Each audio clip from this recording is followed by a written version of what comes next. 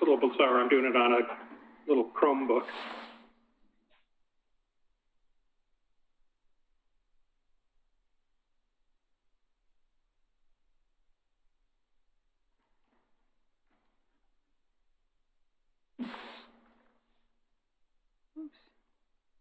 Just 3 of us so far?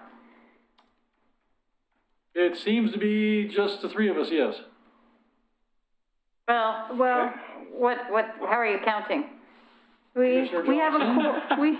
Commissioner Mitchell and... I'm just trying to make sure we have a quorum. 5 of you, yes. There's 5 of you, so yes. You are. Oh, there you are.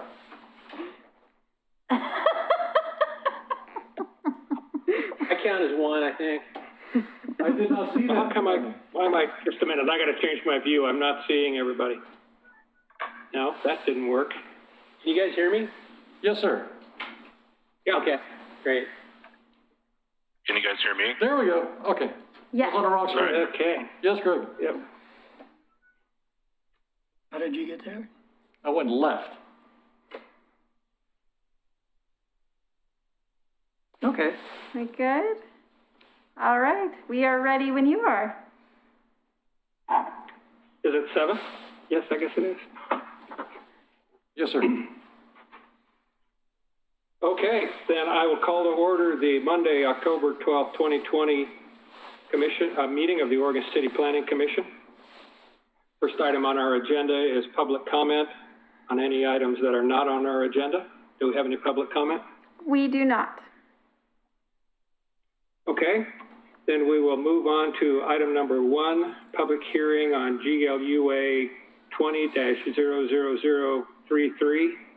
And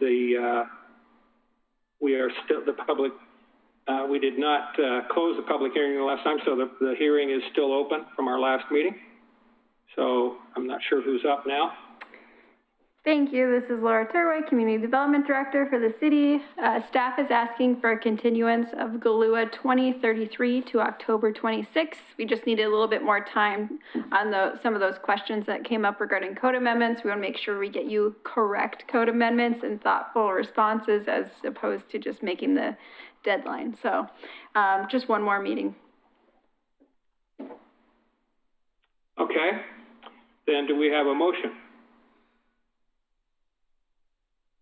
I'll do a motion to continue GLUA-20-00033 and the leg 20-00015 file to the October 26, 2020 meeting. Second. Okay, moved by Commissioner Schlagenhofer and seconded by Commissioner Stoll. Any other discussion? Okay, call the roll. Commissioner Johnson? Here. Aye. Aye. Or yeah. Whichever. Aye. I heard aye. Commissioner Schlagenhofer? Aye. Commissioner Stoll? Aye. Commissioner Staggs? Aye. Chair Mitchell? Aye. Motion approved. Okay, so the public hearing remains open until our October 26th meeting. Thank you. Okay, moving on to general business. Update on Senate Bill 1573 and associated court decisions. And I assume that's Ms. Richter. Thank you. Chair Mitchell, this is, I wanted to just offer the Planning Commission a little update about the Court of Appeals decision in the City of Corvallis and Philomath challenge to the constitutionality of Senate Bill 1573. In 2016, the legislature adopted Senate Bill 1573 that prohibits voter approval as part of an annexation decision in certain circumstances. The idea is that jurisdictions decide to expand the urban growth boundary, they plan for development in these areas, and then a developer comes to develop consistent with the plan and consistent with the urban growth boundary expansion decision, and they go through the process and City Council approves the annexation, it goes to the voters, and then the voters turn it down. And so that stifles growth, and that's inconsistent with the idea that we're planning for growth in these particular areas. And so the legislature changed the law that said in cases where the urban growth boundary has been expanded and you have planned for development in these areas, if the city council otherwise finds that the proposal satisfies the approval standards, then it does not go to the voters. And the court challenge was whether or not that law was unconstitutional in violating the home rule authority set forth in city charter. And so Corvallis and Philomath challenged the law in Benton County Court in 2017, I want to say. And what's interesting is the charter provision in Corvallis mirrors Oregon City's almost exactly. It has a phrase at the beginning that says, unless mandated by law, the city shall include all territory encompassed by its boundaries as they now exist or hereinafter are modified by the voters. So that's the trigger for going to the voters, unless mandated by law. And what the trial court said was that phrase, unless mandated by law, expressly acknowledged that the legislature can tinker in annexations, and that provision authorized or carved out an exception for when voter approval can be required. If the law says voter approval is not required, then it's not required. That's what the charter says. So that doesn't violate the Constitution.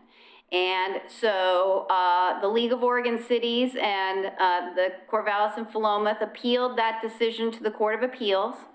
And at the Court of Appeals, they argued that, in fact, that the law should be deemed unconstitutional.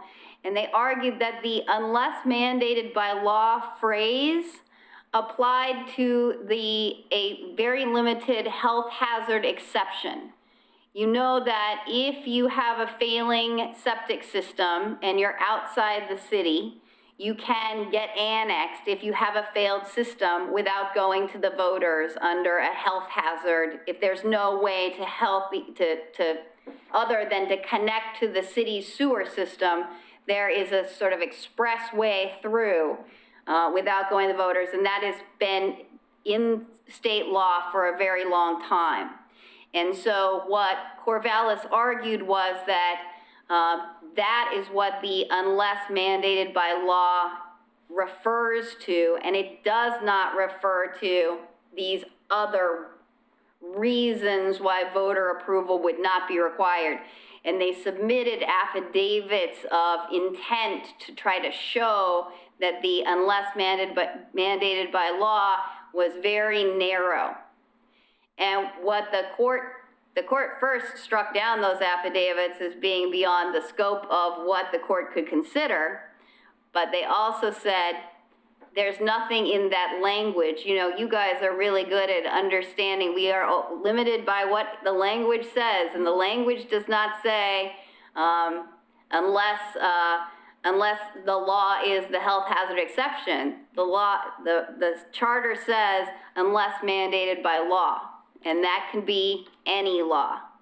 And so what the Court of Appeals said is that in adopting the charter, that authorized the legislature to adopt laws that may interfere with that home rule authority, and that was what the charter says. And if the city doesn't want that exception to be there, it can take it out. And so the decision by the Court of Appeals was rendered in May.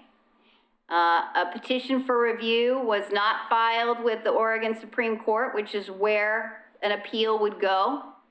And so it is now the law of the land that Senate Bill 1573 is constitutional as it relates to these particular charter provisions.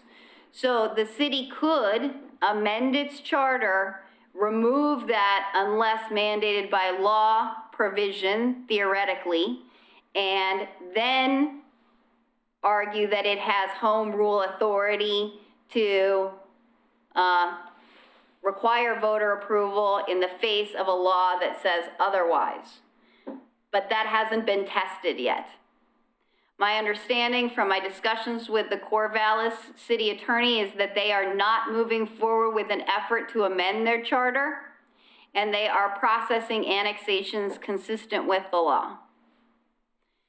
The city, as I understand it, has not received any annexation applications since we did a bunch in 2017, 2018. None that are complete, Okay. though you may see some emergency sewer annexations or things like that coming up. So, so where we are right now, or we are faced with Senate Bill complying with Senate Bill 1573 with regard to annexations unless we were to change the charter. And if we were to refuse to approve an annexation, relying on our charter, an applicant could go to court and order a court to issue an order that the city not send it to the voters.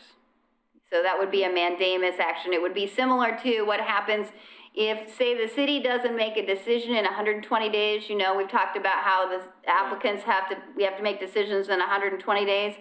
If a city doesn't make a decision on the 121st day, an applicant can go to a court and file what's called a writ of mandamus, asking a court to order the city to approve it.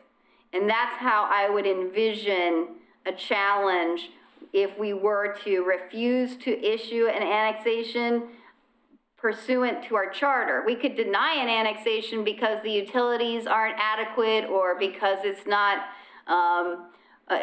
planned and zoned appropriately. There are a number of reasons why we could deny an annexation, but not solely because of the voter approval provision.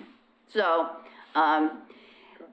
that is how I would expect it to go if we were to deny an annexation because of the charter or to force an annexation applicant to go to the voters.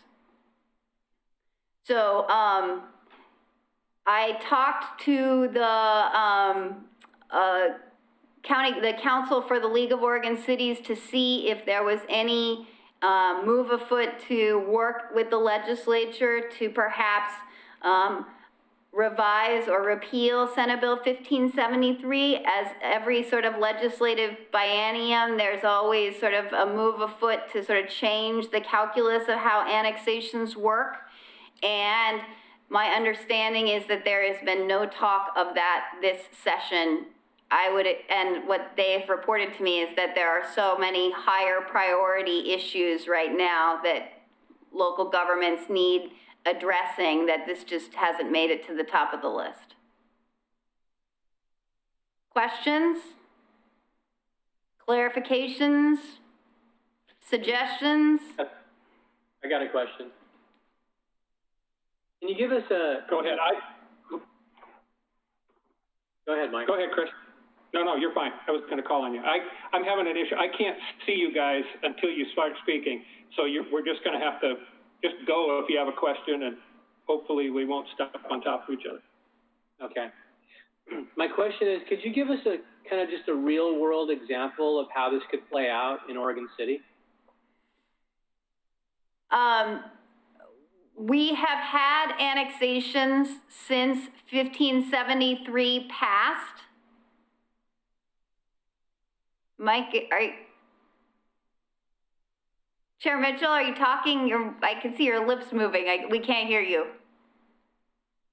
Sorry, no, I was sorry. We've had annexations. The largest one was the Oregon City Golf Course. Annexation occurred after Senate Bill 1573 passed, and the golf course owner filed an application to annex the land. We reviewed it for compliance with the comprehensive plan and the transmission system plan and the statewide planning goals, and determined that it was satisfied, that those criteria were satisfied, and then made a decision that the proposal complied with the threshold criteria for not sending it to the voters under Senate Bill 1573, and so the annexation was approved at the city commission level, and it was never sent to the voters. Is there specific criteria that make it so it does not have to go to the voters, that an applicant has to meet? Yes, the land has to be within the urban growth boundary. The land has to be concept planned or otherwise planned for development. You know, the long-term planning that we did with the concept plans. And it has to otherwise meet the applicable approval criteria. So infrastructure adequacy, not that the infrastructure is there, but it is planned. Mm-hmm. Okay, thank you. Like Thimble Creek, Yes. got the whole concept plan out there. So what if something wasn't in a concept plan? Then it would have to go to the voters if it didn't meet the criteria for growth and all that? Okay. Yes. So there are thresholds to qualify for not sending it to the voters. But there's many cases where it would have to go to the voters. I don't know if there are many cases. Theoretically, there is a scenario. Yeah. I mean, That's what I meant. yes. There's scenarios where they would have to go to voters. Okay. That makes sense? So land outside the urban growth boundary would have to go to the voters. Right. Mm. I mean, Unless it was an emergency, like an emergency. an emergency goes through a different track. Okay.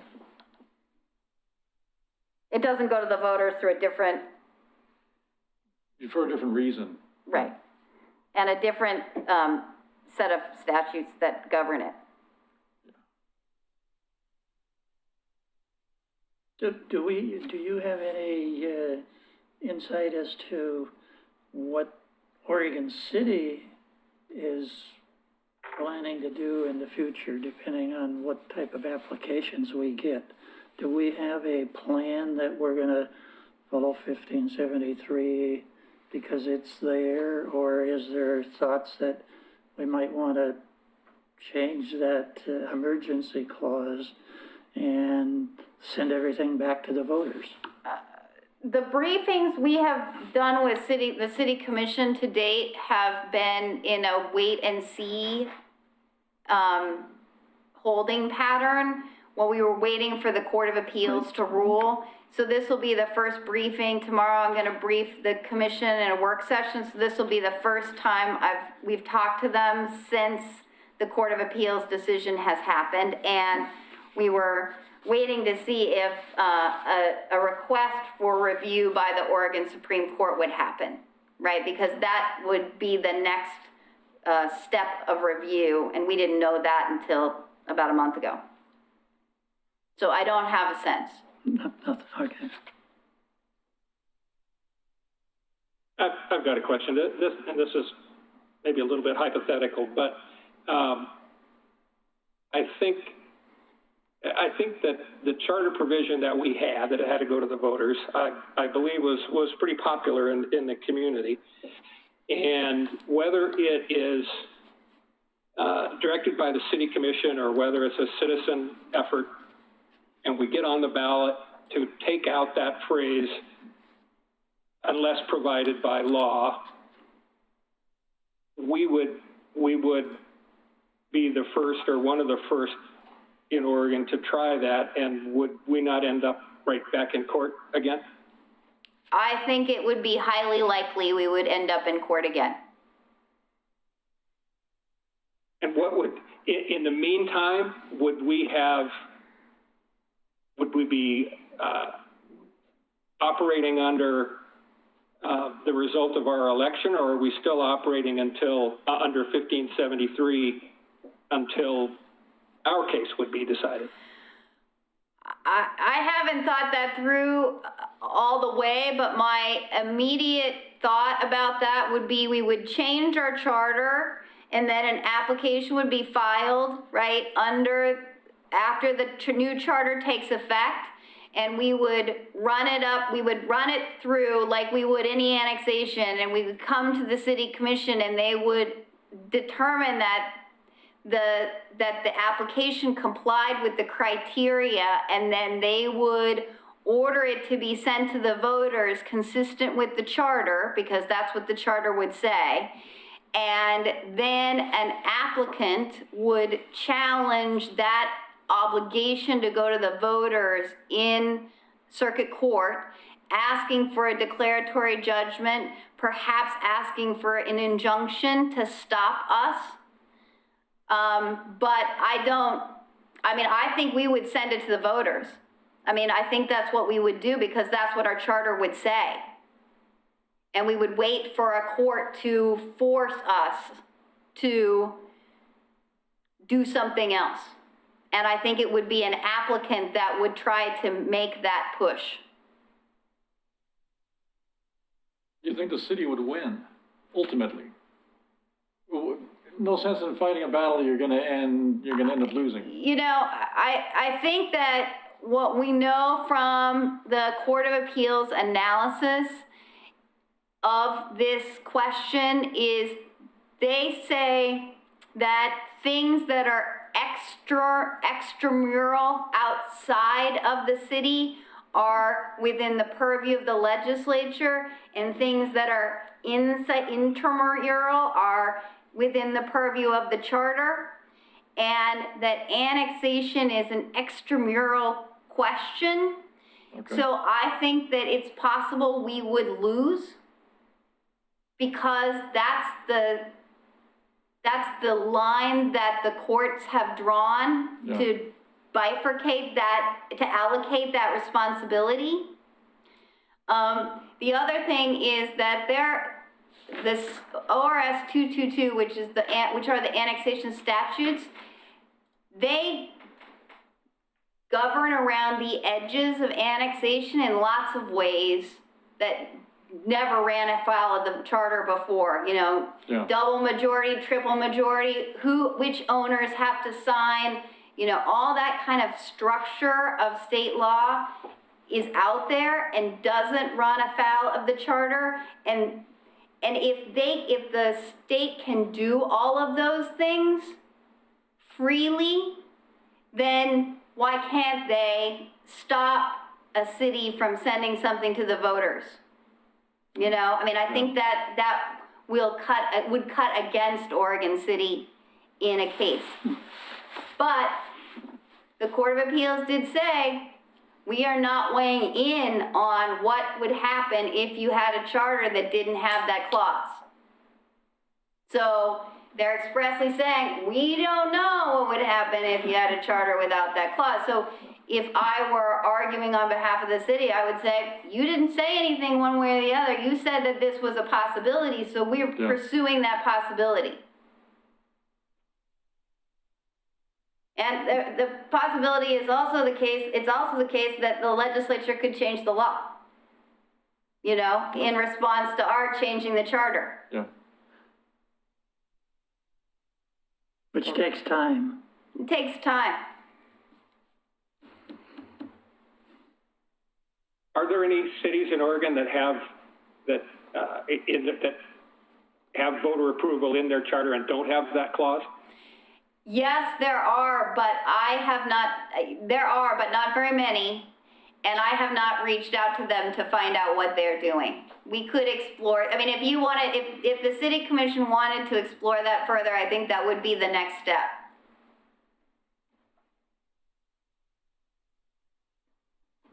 Interesting. Okay, are there any other questions?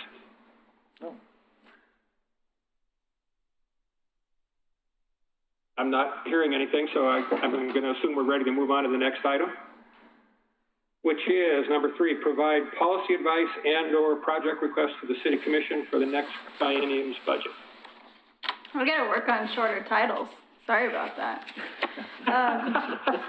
So At least I didn't have to read the disclaimer. especially the continuance title. Whew. All right. So we have a biennium budget, so it runs on a 2-year duration. Our existing budget is going to be up on June 30th of this next year, 2021. And the next budget will run from July 1st, 2021 to June 30th, 2023. The budget is designed to enhance core services provided to the citizens of Oregon City.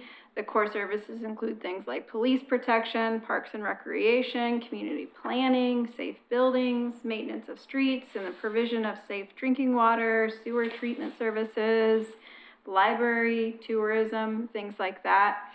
But along with the prioritization of core services, the City Commission is also dedicated to, above that, improving the livability of the community through the accomplishments of goals and priorities. And so with each budget cycle, they have a goal-setting workshop where they get together and figure out if there are, what the goals and priorities may be. I want to acknowledge that there is a budget tie-in with these. There needs to be money often to accommodate some of these goals and priorities, or to tell us which ones are more important, or that kind of thing.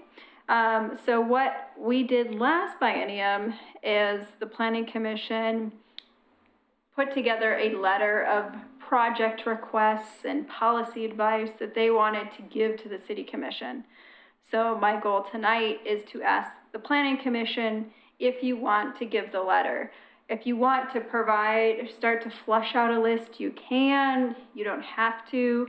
I'm acknowledging there's going to be a small change in the Planning Commission before the year starts. So I am talking to you. You're the first committee I've talked to. I want to talk to you early so you can start to think about these things. If you want to do that type of letter or request, I didn't include some projects that were, or priorities that were swirling around in my head because I didn't want to influence you in any way. But if you want to know, I can tell you those too. But I just want to provide a space for you guys to decide if you want to write a letter or communicate something that is really important that's come up this biennium for the Planning Commission that you would like to emphasize for the City Commission. Ultimately, it's up to them to balance all these competing interests. And I want to again acknowledge that they would, I'm sure, choose all your projects had they had the resources to do so. So it's up to them to really kind of take all these goal committees, requests, and staff requests and identify what pans out. So I am here to support you in whatever way that I can. Okay. Any comments? I have none.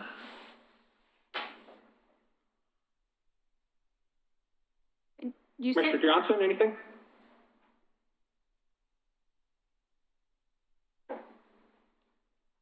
I've got a, Laura, that was just like enough information that I'm kind of digesting everything you just said. Could you give us like the 60-second version? Just in a summary? I want to You don't mind? Sure. I want to make sure that you guys have your voice heard if you think that the City Commission should do a project in the next biennium, or that you want to prioritize something in the next biennium. And so I want to give you a space to talk about that and write a letter on behalf of the Planning Commission to make suggestions to the City Commission. Last biennium, they had a letter with a variety of projects, including everything from tree regulation to comprehensive plan update. And so this is that time, if you think that is there an issue that's come up? In the letter last time, they also talked about some minor things that we we've sorted out since then as well. So has there been a lot of problems, the same theme of a problem that came up that we think that we should tell the city commission that needs to be addressed? Do we have to come up with those items tonight? Nope. Or are we going to have an opportunity to kind of talk about stuff? So it's up to you guys to tell me if you want this back on the agenda again. If you want to kind of simmer and think about it, you can do that. If you want me to email you the thing from last budget biennium, I can. Or if you want to start to kind of see if there's any themes that crop up now and then come back after the new year, since we know that some seats will change over to different planning commissioners, we can do that too. It's up to the pleasure of the commission. What's the deadline for that letter? A really long When does it time. have to be done? You have a ton of time. So it needs to be adopted before, I'm not sure exactly the date for when the goal-setting workshop is. Well, I don't want to say a date, but you'll have some time after the new year. So no hurry. We just kind of had a light agenda anyway, and I wanted to plant some seeds so you could start to think about it if you'd like. Okay. Yeah. I would like to suggest, if I can, that we have an agenda item the next time we meet to spend a chunk of time. Maybe everyone comes with some suggestions and we talk about it. I mean, I personally have several that I would like to introduce as suggestions. I agree with Chris. I do want to see us have this on a future agenda, spend some time on it, have some time to think about it. And I would like to see last year's letter, just as a reminder. And Laura, I think I'd also like to see what is on your mind. And like Chris, I've got a couple of things that I'd like to see us discuss that are possibilities for that. So that'd be my suggestion, is that we get it on a future agenda, like Chris said, and see last year's letter and, Laura, your ideas. Okay, and do you want this, also perhaps I'll ask you ahead of time to send me your thoughts, and I could compile that list all together so you have everything in one source so you can review that before the meeting. Do you want this to happen in the next month or two, or wait till the new year? Well, for me, I don't think it hurts to start the discussion. Yeah, on a light meeting night, we don't want it to be the last 5 minutes as we're running up against the clock. But if we've got if we've got a light agenda, we can at least just start the discussion and then let it percolate for a while and then bring it up again before the deadline. Perfect. All right. Yeah. Yeah, sounds good. I agree with that. Great. Well, thank you for the direction on that. Okay. At this point, we are on to communications.